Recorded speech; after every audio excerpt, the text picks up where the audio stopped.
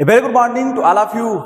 हम सभी आज जो है भारत के 11वें राष्ट्रपति व missile man doctor APJ Abdul Kalam ji की 93 या 93वीं जन्म जयंती मना रहे हैं।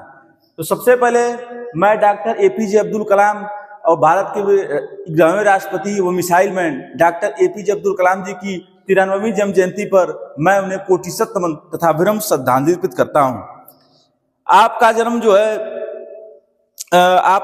है वो 1931 ईस्वी में 15 अक्टूबर 1931 ईस्वी मैंने जैसे बताया कि जो है तमिलनाडु के रामेश्वरम में हुआ था। आपका जन्म जो है 15 अक्टूबर 1931 ईस्वी को जो है तमिलनाडु के रामेश्वरम में हुआ था। आप एक भारतीय वैज्ञानिक और राजनेता थे, मतलब आप भारतीय वैज्ञानिक भी थे और क्या थे, राजनेता थे। आपका जो पूरा नाम था वो अब्दुल पाकिर जैलाबुद्दीन अब्दुल कलाम था और आपका जन्म मैंने बता दिया 15 अक्टूबर 1931 ईस्वी को तमिलनाडु के रामेश्वरम में हुआ था। मतलब आपका जन्म जो है वो तमिलनाडु के रामेश्वरम नामक स्थान में हुआ था। आपके पिताजी का नाम जैनुलाब्दीन जी तथा माताजी का नाम श्रीमती आसियम्मा था। आसियम्मा जो था वो माताजी का नाम था और पिताजी का नाम जो था वो जैनुलाब्दीन था। बैलिस्टिक मिसाइल जो प्रौद्योगिकी के विकास में आपके द्वारा दिए गए योगदान के लिए आपको जो है वो मिसाइल मैन की उपाधि जो है वो दी गई। मिसाइल मैन आपको कहा गया जो बैलिस्टिक मिसाइल आपने बनाया और प्रौद्योगिकी के विकास में उसके डेवलपमेंट के लिए जो आपने जो काम किया मिसाइल के डेवलपमेंट के लिए, इसीलिए जो है आपको जो है मिसाइल मैन के नाम से जाना जाता है। 1992 से 1999 तक का जो है आप प्रधानमंत्री के मुख्य वैज्ञानिक सलाहकार और डीआरडीओ के सचिव थे। मतलब डीआरडीओ एक संस्था है, उस संस्था के आप सचिव थे और जो है जो तत्कालिक प्रधानमंत्री थे उस समय के, उनके जो है आप जो है वो सलाहकार थे, वैज्ञानिक सलाहकार।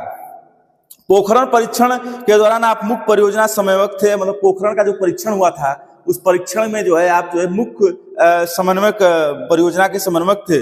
एक बार और जो है आप जो है बहुत सारे आपको जो है सम्मान भी मिले हैं, पद्म भूषण सम्मान और पद्म भूषण सम्मान, भारत रत्न आपको जो है 1997 इसमें मिल दिया गया, 1931 में पद्म भूषण और पद्म विभूषण सम्मान 1990 में मिला। मतलब बहुत सारे आपकी उपलब्धि के लिए जो वैज्ञानिक के तरीके में खोज की जो आपने की थी और जो आपने जो है वो मिसाइल का निर्माण कर दिया था, उस मिसाइल के निर्माण के लिए और प्रौद्योगिकी के क्षेत्र में विकास के लिए आपको मिसाइल मैन तो कहा ही जाता है और भारत के सर्वोच्च सम्मान भारत रत्न और पद्म भूषण और बहुत सारे सम्मानों से आपको जो है विभूषित किया गया था। तो आप सलाहकार भी रहे पोखरण परीक्षण के दौरान।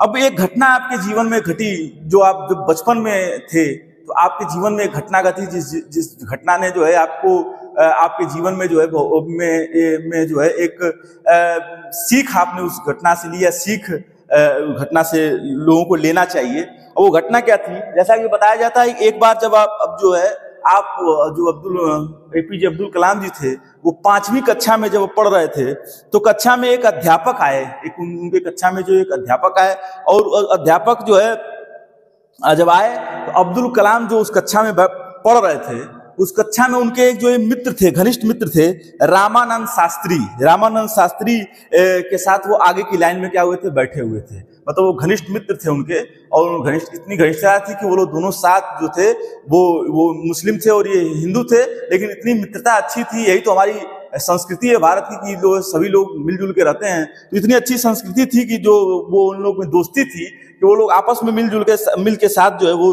आगे की लाइन में बैठे थे।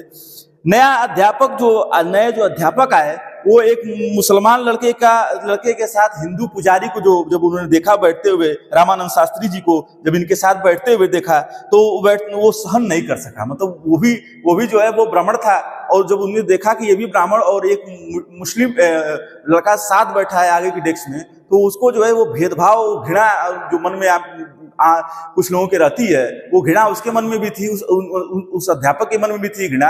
और ये देख के बहुत ज्यादा वो जो है उसको बर्दाश्त नहीं हुआ, वो सहन नहीं कर सका।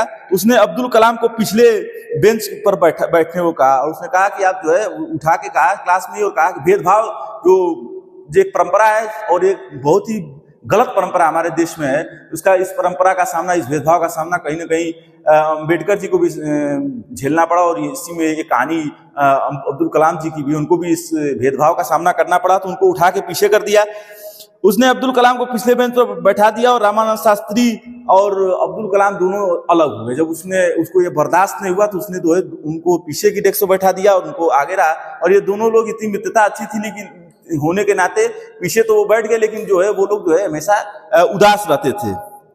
इस भेदभाव के बाद शास्त्री जी के पिताजी ने जब इसकी जानकारी हुई, जब शास्त्री जी के पिताजी जो रामानंद शास्त्री जो उनके मित्र थे, उनके पिताजी को जब इसकी जानकारी हुई तो उन्होंने अध्यापक को डांटा और उसने अपनी गलती महसूस की। और उसके बाद उसको पता चला कि नहीं, उन्होंने ऐसा भेदभाव किया है कि मतलब एक लड़का साथ बैठा था, मुस्लिम का लड़का और हिंदू लड़के जो साथ बैठ के अपनी दोस्ती थी उनकी, वो बैठते थे। जब उनको इस बात की जानकारी हुई तो उन्होंने उस टीचर को बहुत डांटा और डांटने के बाद वो टीचर ने जो है अपनी गलती की, उसको महसूस हुआ, उसने गलती की क्षमा मांगी।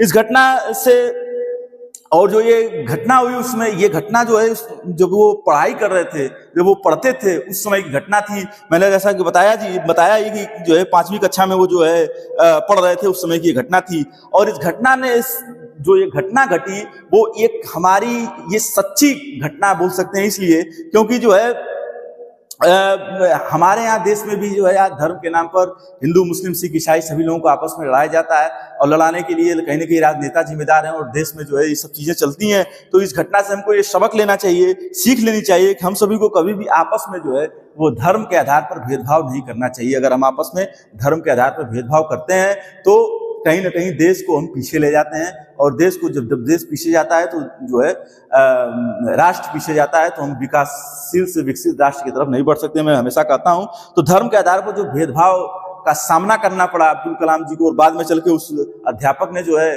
वो माफी मांगी, उस अपनी गलती के लिए उसने क्षमा मांगी कि हमको ऐसा नहीं करना चाहिए था, उसने वो गलती की थी, जो भेदभाव किया था दोनों दोस्त में बोल सकते हैं, उन दोस्ती को जो है भेदभाव के कारण उनको बाद में चल के माफी मांगनी पड़ी। तो हमको इस घटना से, जो ये अब्दुल कलाम जी के जीवन पर घटना जो घटी थी, इस घटना से हमको ये सीख लेना चाहिए कि हम सभी को भी आपस में मिलजुल के रहना चाहिए। हिंदू मुस्लिम सिख ईसाई सभी लोग को मिलजुल के रहना चाहिए और देश में जो है भेदभाव नहीं करना चाहिए। जो भेदभाव हम करते हैं उस भेदभाव को हमको दूर करना चाहिए, दूर रखना चाहिए। कभी भी जो है राजनेताओं के बहकावे में नहीं आना चाहिए, क्योंकि आपको मैं बार बार कहता हूं कि हमारा देश संविधान के हिसाब से चलता है, संवैधानिक देश है। और संविधान ने हम सभी को केवल भारतीय बोला है, उसमें कहीं नहीं उसने कहा कि आप हिंदू हैं, आप मुस्लिम हैं, आप सिख हैं, आप ईसाई हैं। उसने कहा है कि आप केवल भारतीय हैं और भारतीयता आपके अंदर। अब उसके वो जो टीचर था उसने जो है उसके मन में जो है वो कुंठा थी, उसके मन में जो है एक घृणा थी, तो उसको अच्छी बात बतानी चाहिए कि भाई ऐसा हमारे देश में नहीं हो सकता कि आप हिंदू मुस्लिम के नाम पर आपस में बांटे। और उसने बांटने की कोशिश की, जिसका परिणाम हुआ कि उसको बाद में चल के माफी भी मांगनी पड़ी।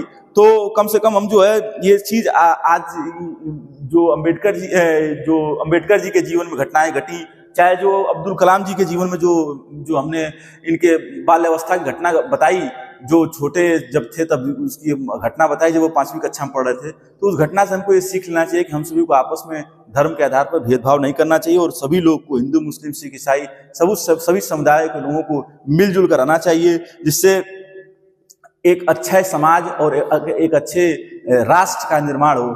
यही ये घटना जो है, जो ये घटना और या जो ये सीख दे के जा रही है कहानी हमको, हम सभी को आपस में भेदभाव नहीं करना चाहिए। तो मैं आपको इस सीख के साथ मैं अपनी वाणी को विराम दूंगा और मैं आपको जो है एक बार पुनः आपकी जन्म जयंती पर जो है 93वीं जन्म जयंती पर मैं आपको पुनः कोटिशत नमन तथा विनम्र श्रद्धांजलि अर्पित करते हुए और इस बात की शपथ लेते हुए मैं अपनी वाणी को विराम देता हूं कि हम सभी आपस में धर्म के आधार पर भेदभाव नहीं करेंगे, आपस में मिलजुल के रहेंगे। तभी हमारा देश, हिंदू हो, मुस्लिम हो, सिख हो, ईसाई हो, जैन हो, पारसी हो, सभी लोग मिलजुल के रहेंगे, तभी हमारा देश प्रगति करेगा। और यही जो है प्रगतिशील भारत का मूल मंत्र है। तो इन्हीं सब बातों के साथ मैं अपनी वाणी को विराम देता हूं। जय हिंद, जय भारत, भारत माता की जय, सत सत नमन। Thanks to all of you.